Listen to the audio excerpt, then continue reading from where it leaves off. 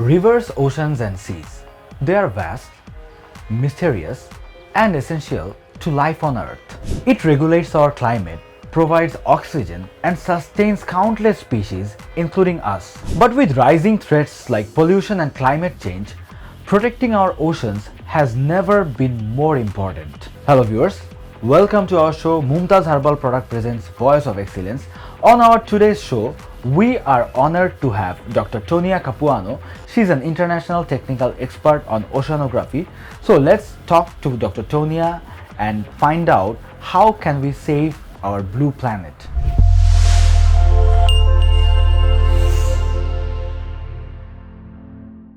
Viewers, our guest for today's show is here. Our guest today is none other than Dr. Tonia Capuano, international technical expert on oceanography.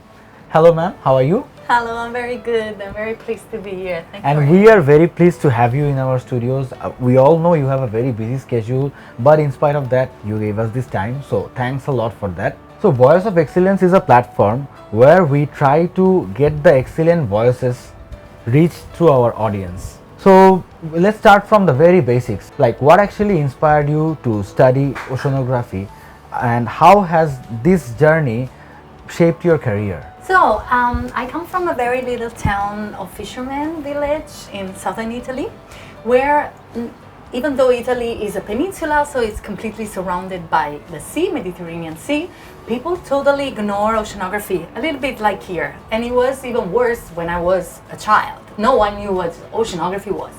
So I liked a lot to sail and to do surf and any kind of water sport. So while I was in the water one day, I was already a teenager, I was like, why not studying the ocean physics and understand what is moving this water and what are all the interactions with biota and animals, and atmosphere. So I found out that my city, Naples, was the only one having an undergraduate degree in meteorology and oceanography. So I was lucky enough, yeah. And this is how little by little, since Italy was not really pioneering in oceanography and not putting enough research and money in this field, I started to look at France, our neighboring country, which is a very long history in oceanography. So I went there to do my master, my PhD, and little by little I start doing my whole career, and this is how nowadays I work as an expert for a governmental agency of France. Wow, sounds like you had a very fun childhood, growing up surrounded by the ocean. Wow. Yeah, I was quite spoiled, yeah. As a successful academic leader today, have you always envisioned yourself in the field of oceanography? Like, what were your childhood aspirations? I actually wanted to be a doctor and to do... Oh, from the very beginning? Yes. Wow. But a doctor of medicine. Okay, not just PhD. a doctor of PhD, Doctor. but I wanted to do, like medicine. But then it's very complicated, very long, and I found there were already too many in Italy, and instead oceanography was an innovative earth science discipline, and very few people were studying it. So since it was the only city in Italy proposing this at undergraduate level, I took a chance of it, and actually it was a very good choice. Also because there's so much to do nowadays also with modeling, with forecasting and with blue economy development. So it's a very bumping up discipline, I think. So sounds like you have always had a passion for this subject, right?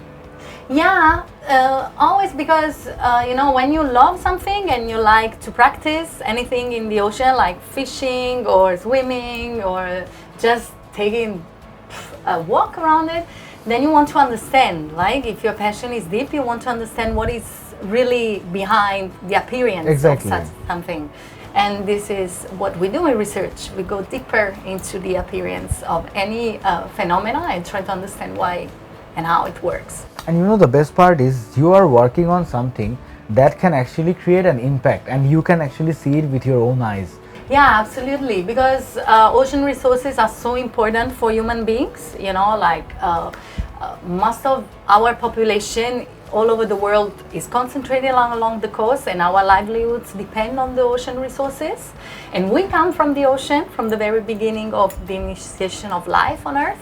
So it's really intriguing, but also useful to learn how the ocean works. How did you start your career? Like after completing your graduation and then post-graduation, where did you first start working? My very first work was in United States in one oceanographic institution called Scripps in San Diego, which was one of the leading institutions 20 years ago. And at that time I did like research assistantship, and I was working on the Indian Ocean actually, in the tropical areas to understand the mixing and turbulence in the ocean. And I also had the possibility to do some cruises, like in US it's very easy for graduate students to get the opportunity to go at sea and do practical field work. So I did this from Tasmania all the way to Antarctica with a team of researchers. And then from there I went back to France because PhD was too long in US for me. I did already master and everything. So I went back to France and South Africa, and I did my PhD on the Agulhas current system, which is this current system between the Indian Ocean and the Atlantic Ocean, connecting together the two and mixing the water masses. So ma'am, how did you end up here in Bangladesh? Well, you know, since Bangladesh gained a quite big economic exclusive zone between 2012 and 2014 with an extension which is almost similar to your continental surface. More and more oceanographic institutions and departments have been created around the country, but they are not really people specialized in oceanography. So there are people from marine sciences, a lot of from fisheries, marine biology, environmental sciences, but no pure oceanographer.